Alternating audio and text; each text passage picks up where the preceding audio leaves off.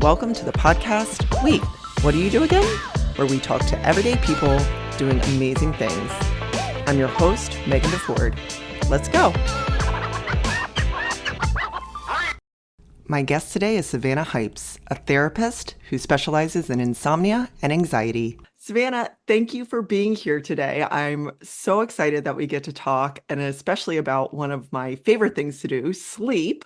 Can you give us a quick introduction of who you are, what you do, and how you came to this work? Absolutely. And sleeping is one of my favorite things too. So I love to hear that, especially in my business. Yes. So I am Savannah Hipes. I'm a licensed clinical social worker and a insomnia and anxiety therapist in the Orlando area of Florida. I practice virtually throughout Florida and New York and in person in Orlando. And I specialize in helping highly driven, sleep deprived professionals who feel exhausted and on edge to finally sleep through the night. Whether it's anxiety keeping them up, whether biologically their body has just never been a good sleeper and they've never found their rhythm, whether it's a circadian rhythm problem getting in there and they're awake at the wrong hours and sleepy at the wrong hours, or if it's nightmares that are coming in and bothering them, I can help with all of it. It's really my favorite thing to do. Fantastic. You have such an important impact on people's lives. So let me start with this. What exactly is sleep and why do we need it? Yeah, good question. And it's a big one because Yeah. there are like so many different directions we could go with this. There's so much to know about sleep.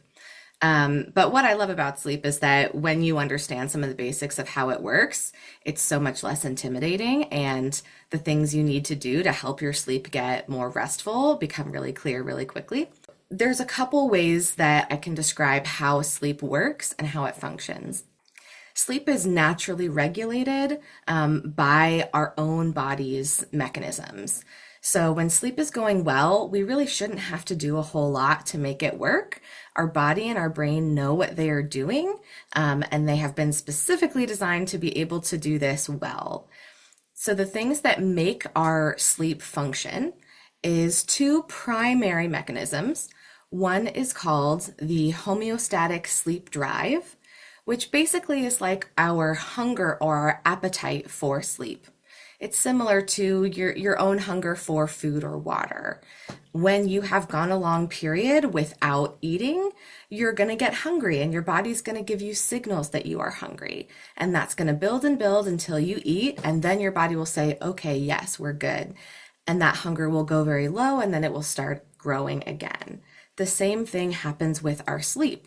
When we wake up from a restful night of sleep, our body is nice and full of sleep. We are not hungry for it, but slowly that hunger starts to grow the longer that we are awake.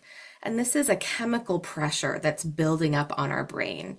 This is why caffeine helps us stay awake, is because caffeine mutes that chemical pressure on our brain. As I started this conversation pounding a Celsius. I mean, caffeine has its place, absolutely. I'm Totally. not one to outlaw it, but we want to use it mindfully and recognize the way that it is interacting with our body. So Yeah. if it's going to mute our body's drive for sleep, depending on when we choose to take in that caffeine, it's really going to impact our body sensing that we should be tired at a certain time. Right. And then it is funny when you think about sleep and you just close your eyes, go into this other state for however long, 6, 8, 10 hours, and then you just wake up and you're in this other state. Like, what is happening while we're asleep? Like, what, like, are we processing the day? Are we going to another universe? Like, what is happening while we are sleeping? Going to another universe, I love that. Partially, yes. So our brain is doing all of that. It's so incredible what our brain does while we're asleep. There are different stages of sleep that we go into. So you might notice, like, when you doze off on the couch and then a loud commercial comes on and it startles you awake. That's the first stage of sleep. It's called N1. N means non-REM, so it's not during that rapid eye movement phase of sleep. And it's a very light stage of sleep. And then we go into N2 and N3. These are more deeper, more restful stages of sleep. N3 is called slow wave sleep. If you put monitors on your brain and an EEG, you would see that your brain waves are very slow during deep restorative N3 sleep. And during N3, that is when our brain is doing all of the memory consolidation. It is placing our memories from our short term into our long term. It's categorizing them. It's clearing out space in the short term so that when we wake up, we'll have lots of room to start taking in new information.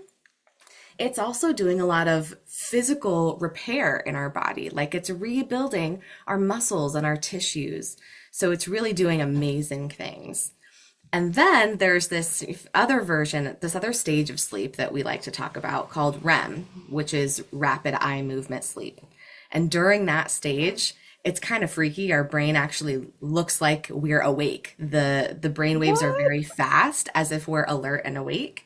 The only reason we're not up and moving and acting out our real life during that stage is because our body's paralyzed. Whoa. It's like called muscle atonia. And the only thing that can move is, obviously our internal functions like breathing, but our eyes are darting back and forth as if we are looking around as if we're awake. And Wow. during that stage, that's when dreaming happens.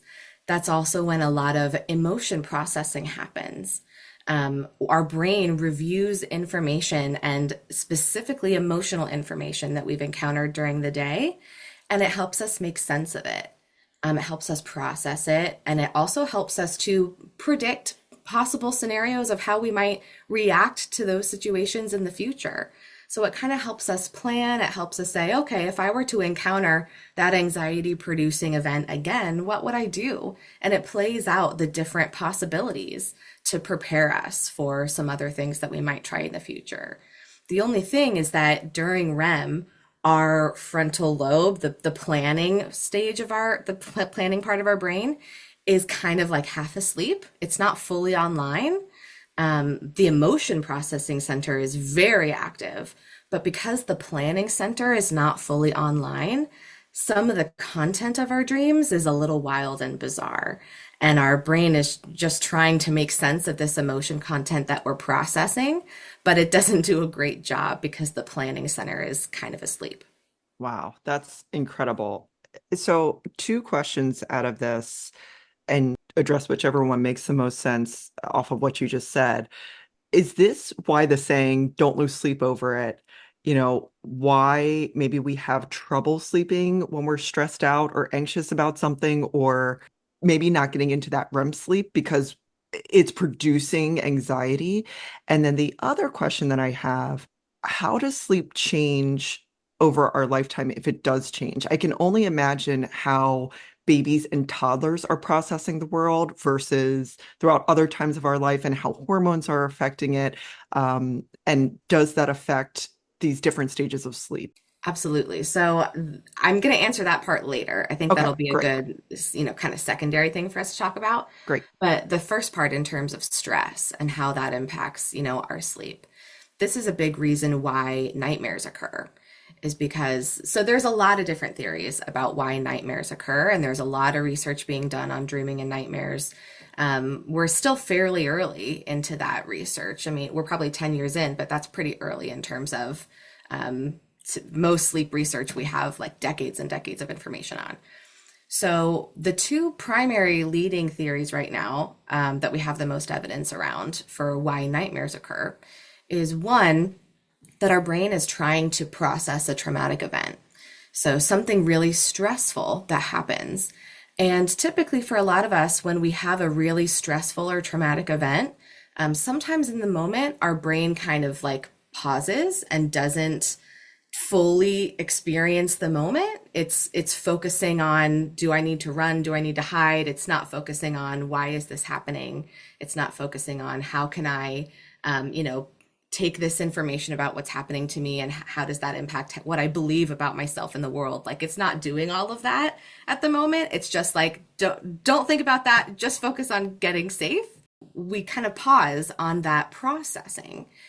And that's natural. And then as the stress of that event recedes and goes down, that's when we're supposed to kind of start reviewing the event, talking about it with friends and family, and internally processing that, deciding how we feel about it and what we think and how it impacts our beliefs about the world. But for some people, we kind of end up not doing that because we're really afraid to think about it, and it brings up a lot of big feelings and sometimes makes us feel like we're not safe again. So we don't. We kind of push it away. But our brain knows that we need to do that processing. So it will replay it in our dreams. You know, if we're not willing to think about it during the day, if we're pushing it away during the day, our brain says, okay, well, we got to figure this out somehow. So it's going to bring it to mind at night, when it has more control than you do. It's kind of like a vinyl record. When there's a scratch on it, the record's going to keep re-going over that point over and over and over, trying to like play it clearly. So that's one theory about why we have nightmares, is that our brain is trying to process this information that feels like it doesn't make sense and incorporate it into the way we think and feel throughout the day. Another primary reason that people think we have nightmares, or that scientists believe we have nightmares, is that our brain is simply matching the emotions that we are experiencing as we're going to sleep. So our emotion center, like I mentioned earlier during REM, is really active and awake, but that planning center is kind of low key, not super functional.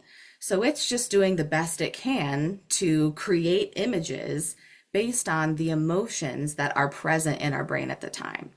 And if we are having a really stressful day or a stressful period in our life and we go to sleep, and as we're going to sleep, we're experiencing muscle tension, we're tight, we've, not been feeling our best, we've been stressed, we've been worried, all of that seeps into our sleep, and the emotion part of our brain continues with those emotions.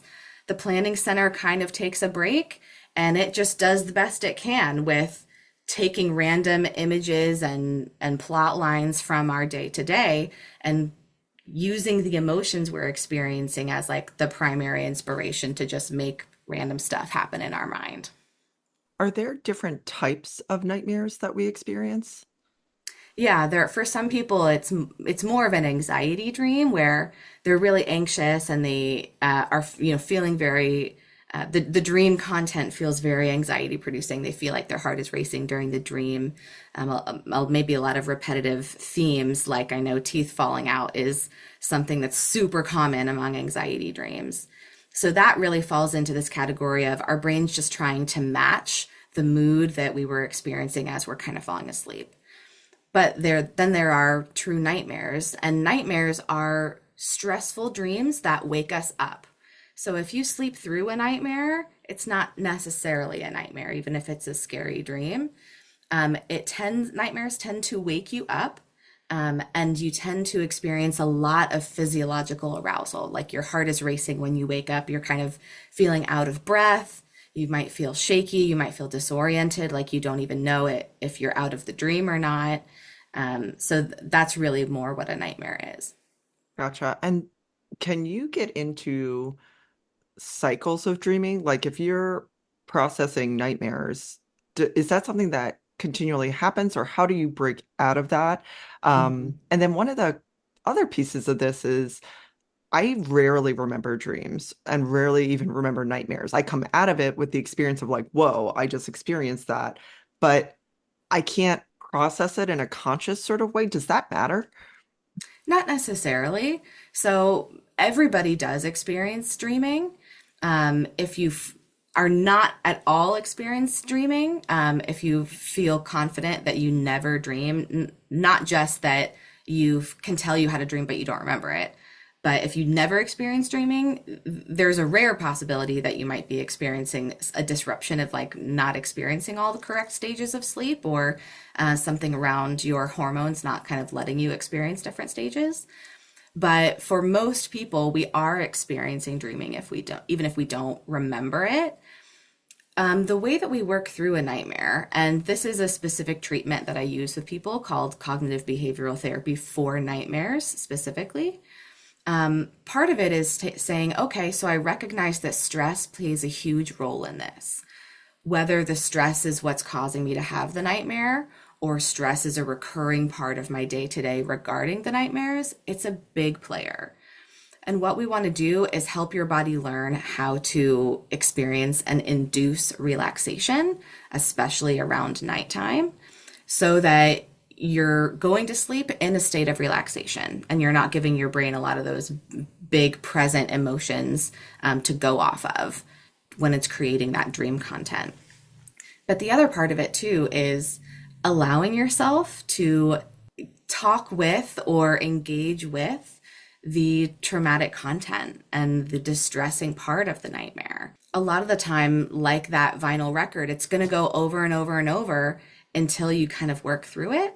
That doesn't necessarily mean that you need to address all of the beliefs that you have, regarding that traumatic event while you're awake. For some people, that is extremely helpful. But for others, maybe they've actually done that work, but the nightmare is still sticking around. So for those people, what tends to happen is that the nightmare stresses them out so much that they actually start to avoid like sleeping, like they'll delay going to bed because they don't want to have a nightmare. They'll do things to keep them awake and they'll avoid thinking about the nightmare during the day. And all of that just makes our body continue to say, no, we really need to pay attention to this. And it's going to make you have more nightmares. The goal is to actually have you sleep through the nightmare, like be relaxed enough that your body can sleep through it and like see the nightmare through to its end, as opposed to waking up in a panic. And part of the way we do that is by engaging with it during the day, like talking about it, with loved ones, friends and family we feel safe with, as well as using specific writing techniques. Now, this is like the real treatment part I do with people, is that we actually write out the nightmare and then we identify some of the key themes that feel like they're the most poignant or the most sharp or distressing. And then we rewrite the nightmare specifically with those key themes, like altering them in some way, either making it humorous or making us the victor and putting us back in power in the plot line of the dream, something along those lines. And that doesn't necessarily mean that you're going to dream this new version of the dream, but our brains tend to follow the same neural pathways over and over. It's kind of like when you go hiking, you go on a trail that's been blazed ahead, like someone has walked that trail a million times ahead of you, so it's easier for you to go down. It's really hard when you go off the trail and all the branches are in the way and fallen trees. That's difficult. So when we write this new version of the nightmare and I have patients rehearse it before bed, like read over it and imagine this new version in their mind, I'm not making them dream that new dream, but I am getting their brain used to going down a different neural pathway so that when they're asleep, their brain feels like it's got more options and it doesn't have to stick to that same repetitive version of the dream over and over. And That's it's really effective. that's incredible. I mean, that's really amazing. And if you can't speak to this, it's totally fine. But I'm curious, how did we get to a point in research that allows us to know how to deal with not only sleep disorders generally, but also specifically nightmares? And is this specific to the United States or Western philosophy, or are there cultural Mhm. differences in terms of looking at nightmares and how we deal with them and if they're a problem or not a problem? Totally. And that's something that I take into account when I'm working with people because there's a lot of, you know, every culture has different values and beliefs regarding dreams and nightmares, and sometimes those are really sacred. So if someone's coming to me and their dream content is really meaningful to them, I'm not going to mess with that. Like we're going to process it the way that they prefer or that feels right to them and their value system and their worldview. The people that I use this particular treatment with are ones who say, I don't want to be dreaming this anymore, and I would like you to help me stop that dream. Um, it doesn't involve a whole lot of like psychoanalysis regarding the dream. We're not Mhm. saying, what does this mean about you? And going into all of that depth. I don't think that that's unhelpful. There is evidence that that is helpful as well. But this is just a different way of looking at it.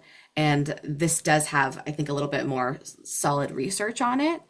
Um, and that's just because it's more measurable. You know, when you process dreams in a less specific measurable way, it's harder for us to tell what the effect was and if that effect came from us talking about the meanings of the dream.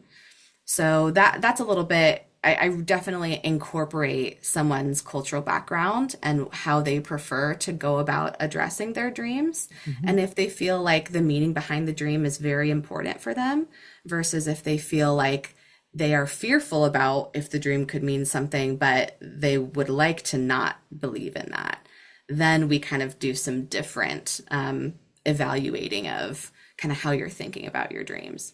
Right. And how did we get to a point where we understand this in a clinical way? It sounds like there's, like many things in life, an art and a science to this. So how did you're saying that this research is relatively young? Mm-hmm. Um, how did we get here? Yeah, well, it started with, just measuring the brain during sleep. And over time, our measurements were able to become more specific and more detailed.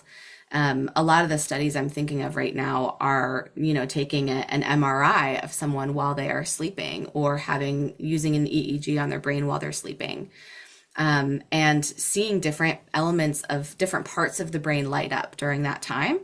That's how we started to learn about the different stages of sleep, is seeing how the brain waves change during each of these different stages, as well as different parts of the brain that are firing, the neurons are firing during these different stages. And a lot of the studies look at, okay, can we have someone specifically talk with us about this particular thing that is distressing to them, and then go to sleep? And we measure and we look at the MRI pictures and see which parts of their brain are lighting up. And then they wake up, and if they had a dream, they tell us about the content of that dream. And then with the same people, we're having them take scales and questionnaires that tell us, their levels of anxiety or distress or depression. And after evaluating all that information together, we can tell, for some people, that when they have dreams during REM about specific, like I'm thinking there's a research study done, primarily utilizing women who were going through a divorce and had a lot of depression related to that. The women who had REM dreams that engaged content specifically about the divorce, they were more likely to have decreases in their depressive symptoms over time, as opposed to the women who didn't have big REM dreams during that time, or who did REM dream, but the content was not related to the divorce. So studies like that, where we measure a lot of different things and then we put all the information together, can give us information about what are these dreams doing for us, and are these dreams helpful, and how are they helpful. We don't exactly know how they're helpful yet. We just know that they are, based Right. on everything we've been measuring. Right. That is so fascinating to physically see it happening Mhm. and understand what it is. So how does it change? How does sleep change throughout our lives? How do our dreams change throughout our lives? And you gave a great explanation as to why we're dreaming in a particular way when we're stressed or anxious or depressed. Why do we get sleepy when we're bored? People don't ask me that very often. Why do we get sleepy when we're bored? Ooh, okay. So Or there's sometimes we get sleepy when we're not bored, but you're like right. struggling to stay awake. But that's something else, I guess. Well, so maybe I haven't read a whole lot of research on that in particular, but you did bring to mind a study having to do with technology use in sleep. And been a lot of ideas over the last, 10 years or so that technology use is really bad for sleep and causes problems.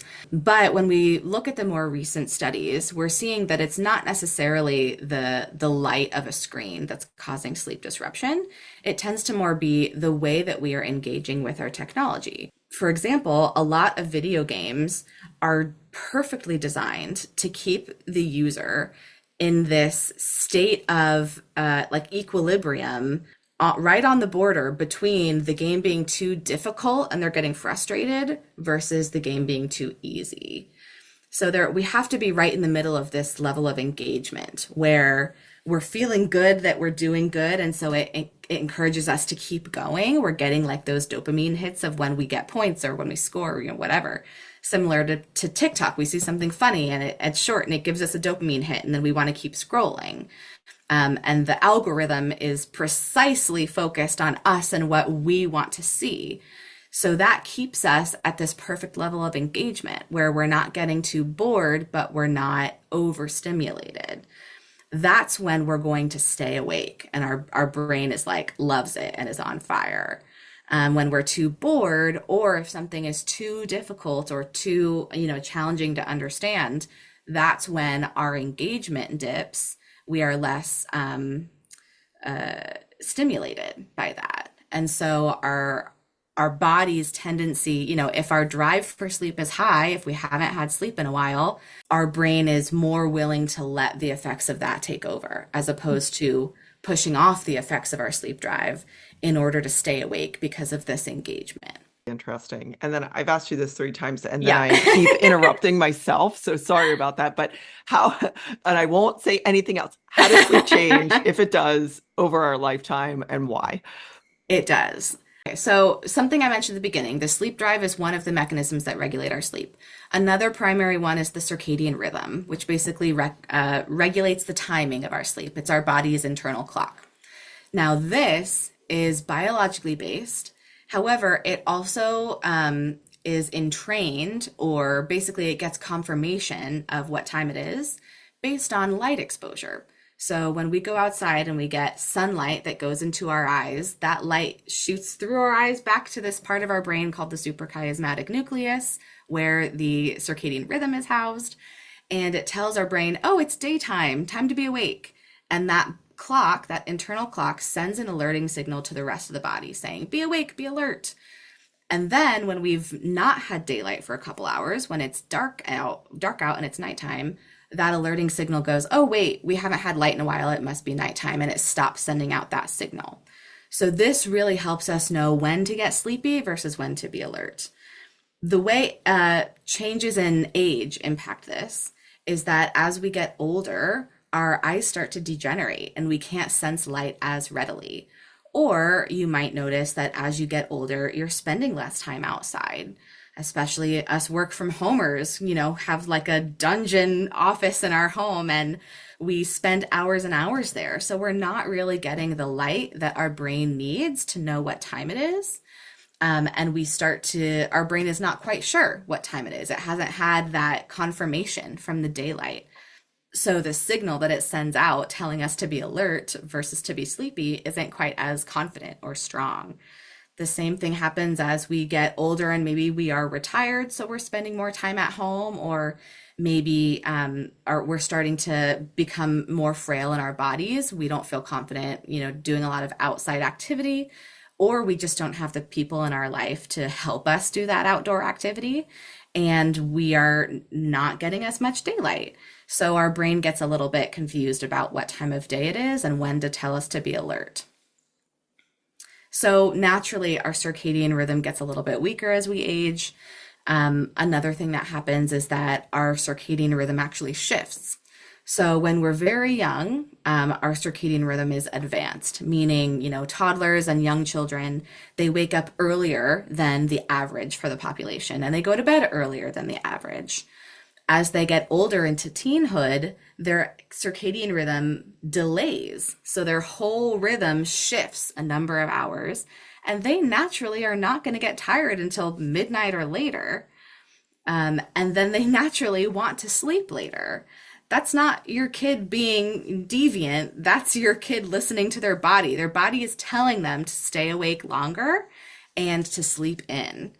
So our early school times are really screwing us with our kids' ability to wake up, go to school, and pay attention and learn.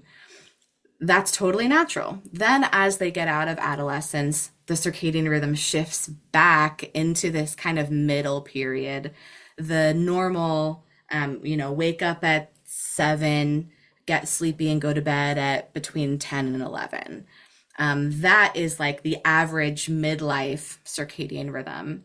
Some people have a circadian rhythm disorder, meaning that their natural body's circadian rhythm leans a little bit farther in one of these directions. So maybe it's naturally an advanced circadian rhythm, meaning they tend to get sleepy at 6 or 7, and they like to be awake at 4 a.m. And for other people, it's a delayed circadian rhythm, kind of like in adolescence, but it lasts through their adult years where they're not going to really want to go to bed until like 1 a.m. or later. So that's just natural changes that the body's clock has over time.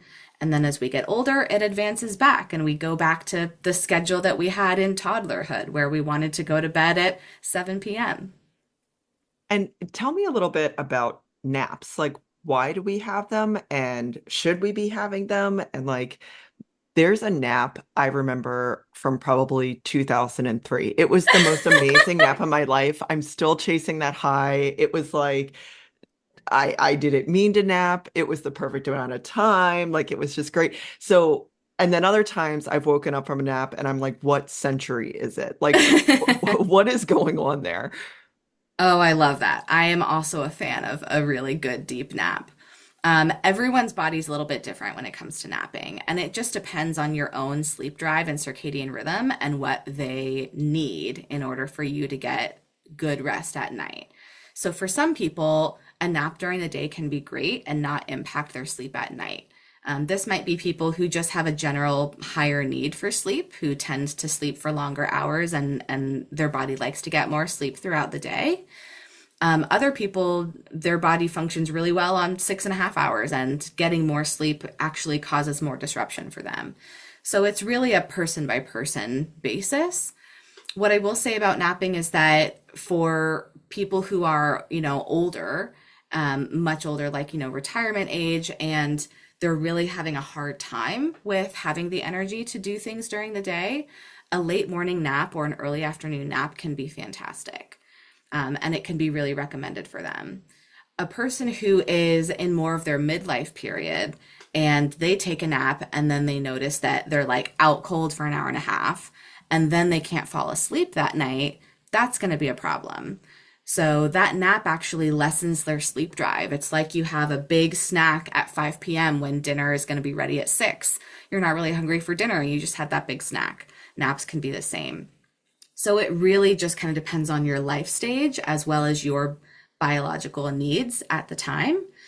For kids, they absolutely need naps. And actually, for younger children, their circadian rhythm, especially for like newborns, they don't even have a circadian rhythm until 3 to 6 months old.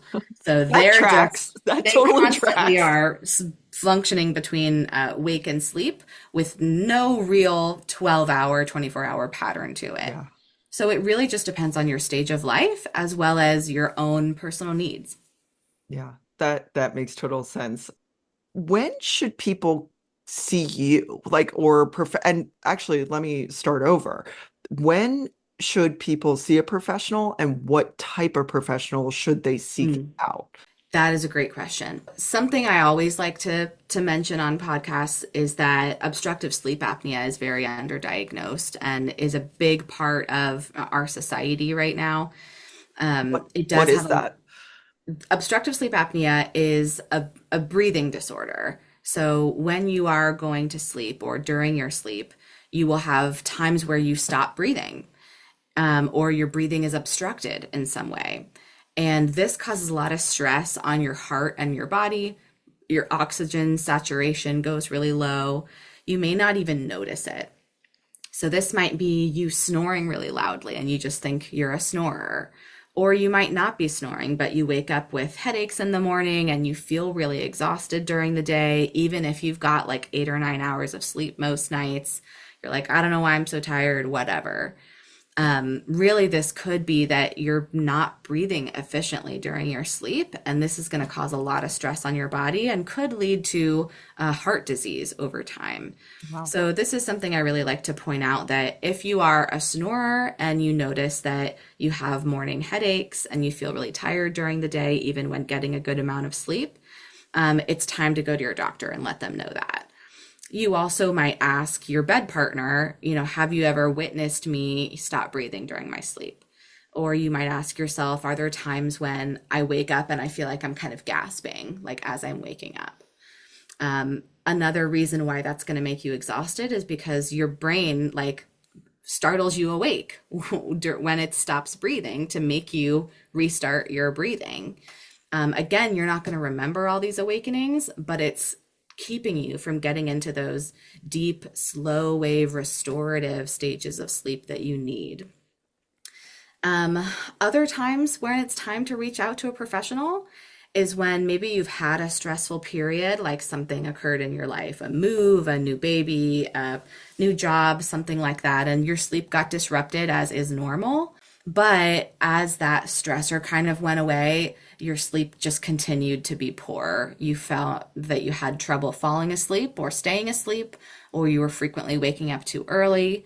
And the moment that you start to feel really distressed by that, the moment that you start to kind of anticipate going to bed with some worry, that's the time to reach out to a professional, because it's switching from one, your body is creating a new pattern regarding sleep, and those are hard to those are hard to reset. You got to do it kind of alongside a professional, but also your brain's creating a new association with sleep, and that is going to create a lot of mental distress for you. So those are my big keys. Is, it's natural for people to have some disturbed sleep every once in a while as our lives change and we encounter different stressors like an illness or a change. But if it's been, a month or so and you notice that maybe that stressor is, you're kind of adjusting to that, but your sleep hasn't found its way back to being restful, you're starting to worry about it, that's a good time to start talking about it with your advanced practice provider, like your primary care physician.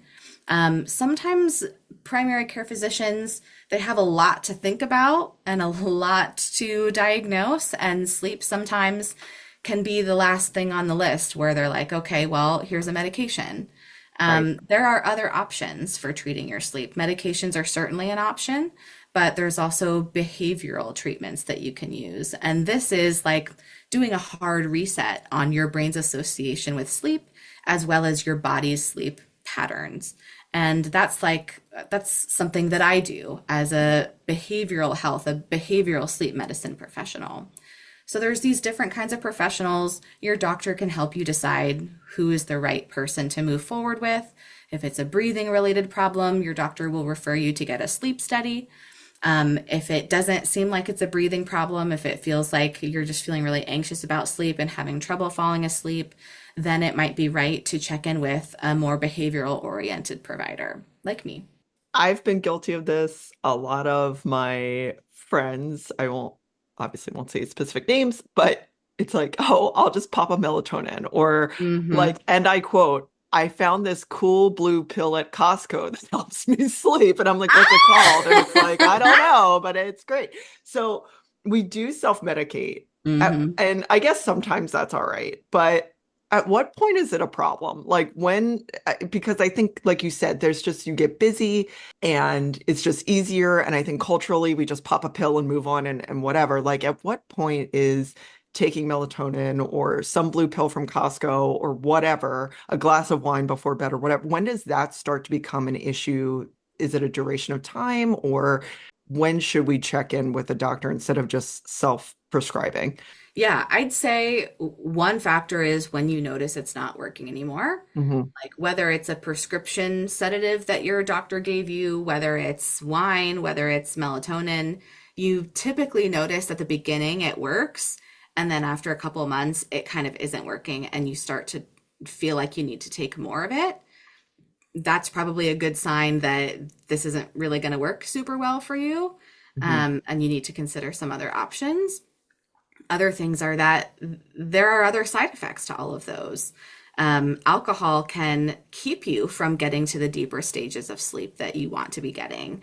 So you might fall asleep easier, but it might not be as restful of sleep. Also, it could become a problem if you start to feel dependent on taking something for your sleep. Like psychologically, you're going to start to feel uncomfortable with that. You're going to feel fearful if you can't utilize that thing, maybe on a certain day to fall asleep. And so, what's helpful about behavioral skills is that they're so flexible, and it really teaches you how to not be stuck and feeling dependent on one particular thing, but like you actually have the internal resources and knowledge to be flexible in responding to your body's needs as they come without panicking. So yeah, that's my thoughts on that. I think it's not Yeah. terrible to be utilizing some of those quicker methods, Hmm. but it really just depends on how it's showing up in your life, and is it starting to cause other problems for you? And is it also starting to become less effective for you? Yeah.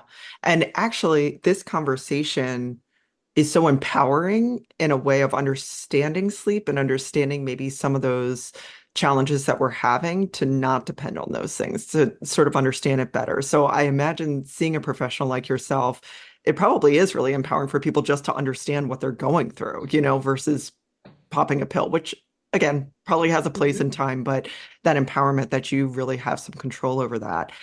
What are some things that we're doing in our common everyday lives that you're like, oh no, don't do that? Like, what is some advice, maybe behavioral changes, physical changes that could help people experience better sleep in their day to day? These are hard because like I do these same things, and it also just depends on like your own needs at the time. But for someone who's trying to optimize their sleep, Hmm. things that are going to get in the way of that is if your schedule's really inconsistent. Mm. So if you are waking up at vastly different times each day and getting out of bed at super different times, whether that's it's always the same on the weekdays, but the weekends is like 3 hours later, that's going to really confuse your circadian rhythm. It delays the time that you're getting light exposure. And so your brain is like, wait, is it morning yet? I'm not sure. And then when it comes to nighttime, both your circadian rhythm is delayed and your sleep drive is lower than it would have been at, 10 p.m. on a weekday. So it just kind of screws up the whole system. Not to say that, I'm the controller of your life and you have to wake up Right, at the same sure, time every day, sure. right? But that's something that is a fairly simple thing to do, not necessarily easy, but simple, Yeah. that can help your body feel really confident about when to make you awake and when to make you sleepy. So Um, maybe instead of sleeping in on the weekends, like wake up at the same time, but just go slower. Like just, mhm. is it okay to like lay in bed or, like maybe not getting up and going the way that you would on a weekday? Definitely you should be doing relaxing things, Hmm. like enjoy your time. For people who are having a hard time with falling asleep or staying asleep, I do recommend not spending time in bed while you're awake. So once you do wake up, get out of bed. Yeah. Um, if it's not a problem, if you're not having problems falling asleep or staying asleep, then yeah, lay in bed and hang out and enjoy it. It Hmm. just kind of depends on your own situation. But yeah, wake up, try and wake up at the same time each day, but move to the couch and like have a different cozy place you go and do a really relaxing activity. Like Hmm. don't force yourself to be up and moving necessarily. For some people, they actually find that this gives them a lot of time back that they really enjoy, that maybe they even enjoy and they see more benefit than sleeping. Now, I'm the biggest proponent of sleep. I think we all need lots and lots of sleep, but sometimes we can learn that even getting a little bit less sleep is actually okay. And that if we're utilizing that time in a way that feels really value driven for us, then that might actually end up feeling better. The conversation about nightmares was so interesting. Is there anything else about nightmares that we didn't touch on that like really fascinates you or anything else that you wanted to talk about there? I mean, there's so much, but maybe a basic thing that I think is a big factor here when we're thinking about stress is that, when our bodies and brains are effectively working to sleep and our circadian rhythm and our sleep drive, all those are working well, our body does have a built in emergency brake on sleep, and that's called the arousal system. So basically, if our body perceives that we are not safe, it's going to cause us to be aroused. Like our heart rate starts increasing, our blood pressure is increasing. We're getting ready to fight off an attacker or defend ourselves or run away. That typical fight, flight, freeze response. And that's really useful because even if our sleep drive is very high, that arousal system will say, nope, we're going to pause on sleep because it's not safe for us to do a vulnerable thing like sleeping right now. And originally, back in the caveman days, that was really effective. Right now, we have less physical threats on a daily basis, but we have a lot more internal threats. Our brain interprets things like self-criticism or self-doubt or just stress throughout the day, our brain is interpreting that as a threat to us. Right. So that's a big part of the picture here is that when you're having a nightmare and you're telling yourself it's not okay for me to be thinking or feeling this way, and you're feeling unsafe just by thinking about the nightmare, your brain is interpreting that as a physical threat to you, and it's going to try and keep you awake to keep you safe. So you have to communicate to your body, it is okay for me to think about this. I know it's painful, but also it's safe. And I have the ability to let myself feel these feelings, and then let them pass, and that's okay. Yeah. It's it's funny you talking about, when we were in caves and had real threats of like, I don't know, a Bears. bear or a mountain lion or something, and then I'm waking up thinking about an email. Did I send that email or not send that email? It's like Yeah, different issues, but still as important, right? Like that's important to our daily lives. And the email may not kill you, but it's gonna make your life it more might feel like difficult. it. Yeah, Your brain thinks exactly. it will. Exactly. That's really interesting. I mean, I'm really grateful I don't have to worry about bears in my room, but that's really interesting. Again, I think everything in this conversation that helps understand and get rid of that stigma and that judgment maybe that we have of ourselves and about sleep and about the dreams that we're having. It's very empowering. So, what do you love most about your job and the work that you do? Ooh. I mean, I love that the treatment I use is so effective so quickly. I love being a therapist, but some of the harder parts about being a therapist is that it's a little subjective and it sometimes can take a long time for people to see benefits from it, just depending on the situation and what they're coming in for. But with sleep, it is so behavioral. The changes that we're making are so concrete that we see the effects very quickly. I usually work with people for 6 to 8 weeks and they see big changes in their sleep and then they don't need to see me anymore.